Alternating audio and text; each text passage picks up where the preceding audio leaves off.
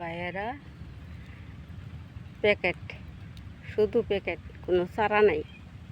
এইগুলির মাঝে বীজ বুনছে, এগুলির থেকে হবে, হওয়ার পরে জায়গায় নিয়ে বসাবি, বসায় ওইটাকে বাগান বানাবি। বুঝছেন ভাইয়েরা? এই দেখুন ঘুরাইয়া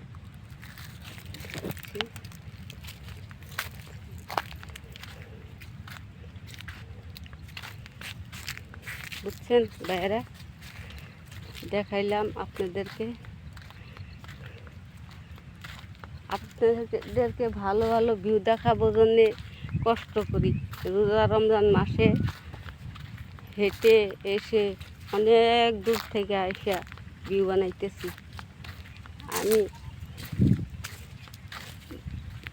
বন্দি থাকি 11 মাস, কোনো কাজে যাইতে পারি না, কোনো দিকে যাইতে পারি না। ওই একটা মাসে আমি বাসাতে থাকি, কোনো কাজ কামে যাই না। এইবার ভিউ তোলার জন্যে বার হয়েছি বাড়ির থেকে, বাড়ির থাকি না, খালি ভিউগুলা তুলতেছি। ওই জন্যে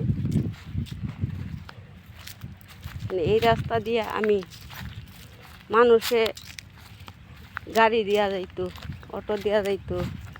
আমার বাপ কি কাজ করতো জানেন ভাইরা? আমার এই দেশেও কোনো দিন পাথরের কাজ করে, যে মানুষে কুচাত করে পাথর টুকাইতো, এর মাঝে বেতের টুরকি দিয়া করতো। আমার বাপ এই দেশে বালতি জন্ম দিছে, লোহার টুরকি বালতি। এখন আমার